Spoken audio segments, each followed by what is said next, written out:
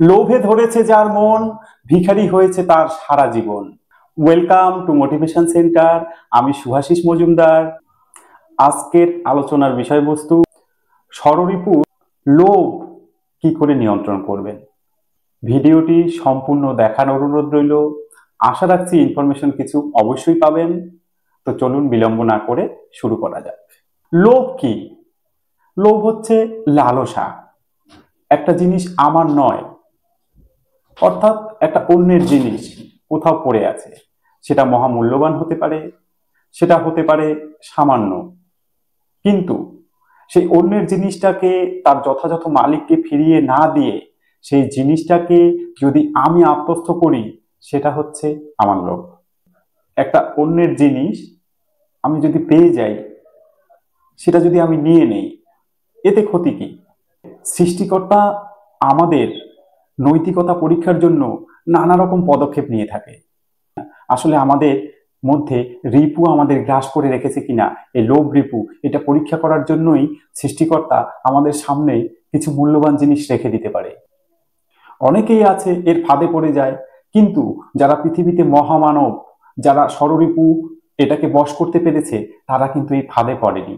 এবং সৃষ্টিকর্তা তাদের উপর মুগ্ধ হয়ে তাদেরকে প্রচুর সম্পদ দান করেছে এবং তাদের সারা জীবন অনেক সুখে সমৃদ্ধিতে কেটেছে। সৃষ্টিকর্তা যে লোভ করে, এই লোভী মানুষকে কোনো দিন ভালো সম্পদশালী হতে দেয়নি।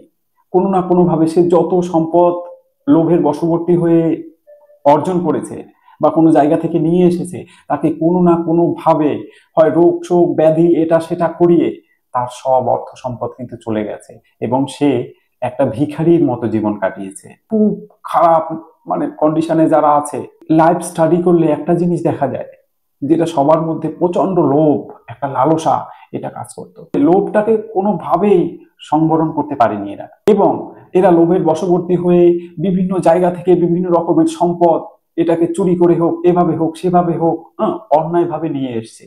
আর এই অন্যায়ের জন্য যে পাপ হয়েছে, সেই পাপের শাস্তি স্বরূপ সৃষ্টিকর্তা প্রদত্ত তাকে অনেক রকম কষ্ট, দুঃখ দুর্দশার মধ্যে জীবন কাটাতে হচ্ছে। মোদ্দা কথা, লোভে পড়ে যদি কোনো জিনিস তুমি আত্মস্থ করো, সেটাই তোমার কোনো দিন ভালো হবে না, খারাপ হবেই। সুতরাং এই লোভটাকে সংবরণ করতেই হবে। তো কি করে এই লোভ সংবরণ করা যায়, বা এই লোভটাকে কি করে দমন করা যায়? তোমার সামনে পড়ে থাকা যত মহামূল্যবান জিনিসই হোক না কেন, সেটাকে তুমি সামান্য একটা দ্রব্য ভেবে সেটাকে ইগনোর করে চলে আসো। যদি সম্ভব হয় সেটাকে নিয়ে যথাযথ স্থানে দিয়ে, যেটার মাধ্যমে ও তার মালিকের কাছে পৌঁছে যেতে পারে। যদি কোনো ক্লু থাকে মালিকের কাছে পৌঁছে দিলে, না হলে কোনো মন্দিরে দিয়ে দিলে, সেক্ষেত্রে কোনো দোষের কিছু নেই। কিন্তু ওই জিনিসটাকে কোনোভাবেই নিয়ে বাড়িতে চলে আসা যাবে না। ও এইভাবেও ভাবা যাবে না যে সৃষ্টিকর্তাই হয়তো আমাকে দান করেছে। সৃষ্টিকর্তা তোমাকে যদি দান করে, তোমার কোনো কর্মের মাধ্যমে, তোমার কোনো এমন কিছুর মাধ্যমে দান করবে যে অটোমেটিক তুমি পেয়ে যাবে। কিন্তু রাস্তার সামনে ওটা কখনোই সেটা তোমাকে সৃষ্টিকর্তা দিয়েছে এটা ভেবে লোভে পড়ে ওই জিনিসটাকে নেওয়া যাবে না। এবং খুব সামান্য জিনিস মনে করে, যত দামি হোক, হিরে জহরত চুনি পান্না, যত মহামূল্যবান বস্তুই হোক না কেন, সেটাকে খুব সামান্য একটা দ্রব্য, একটা মাটির খণ্ড বা একটা প্রস্তর খণ্ড ভেবে ওটাকে তোমাকে ইগনোর করে চলে আসতে হবে। এরকম ভাবেই লোভ সংবরণ করতে হবে। কিন্তু এই লোভ, এটাকে সংবরণ করা কিন্তু এত সহজ নয়। একটা মহামূল্যবান দ্রব্য যেটার মূল্য কোটি কোটি টাকা, সেই কোটি টাকার যদি কোনো একটা বস্তু তুমি পাও, সেটা তোমার লাইফে তুমি সেটাকে দিয়ে অনেক কিছু করতে পারবে, লাইফ অনেক স্টেবল হয়ে যাবে।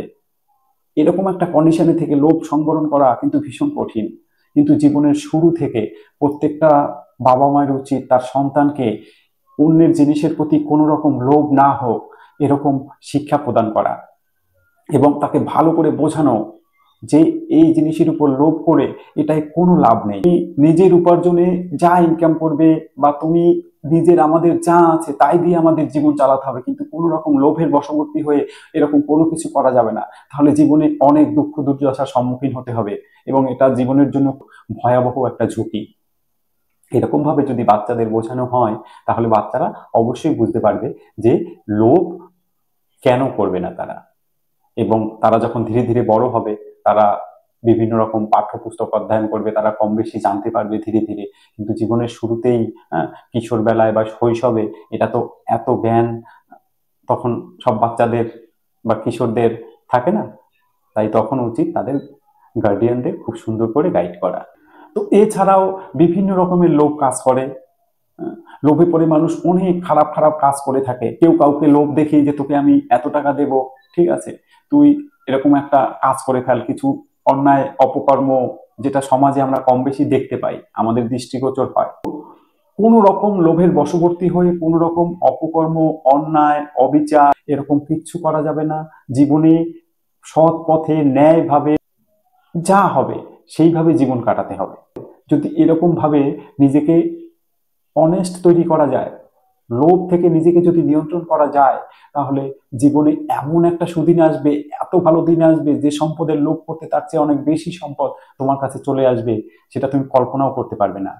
আমার কথা হচ্ছে, তোমরা যারা এখনো মনে করো যে এই লোভ, এটা কেন করব না, বা এটা আমি কিছুতেই ছাড়বো না বা ছাড়তে পারছি না, তারা একবার এই লোভটাকে সংবরণ করে এই প্রক্রিয়াটা অ্যাপ্লাই করে দেখো, তোমার জীবন ফুলে ফুলে ধনে সম্পদে ভরে উঠবে। আমি গ্যারান্টি দিয়ে এর কথাটা বলতে পারি। এরকম দৃষ্টান্ত পৃথিবীতে প্রচুর রয়েছে, বলতে গেলে প্রচুর সময় লাগবে। তো আমি আশা রাখছি যে ভিউয়ার্সরা আমার ভিডিওটা দেখলে তারা সবাই এখন থেকে, মানে আজ থেকে নয়, এখন থেকে লোভ সংবরণ করে জীবনের একটা নতুন দ্বার উন্মোচন করবে এবং জীবনের একটা নতুন মানে খুঁজে পাবে এখান থেকে। এই আশাবাদ ব্যক্ত করে আজকের এই যে ভিডিও এখানেই শেষ করছি।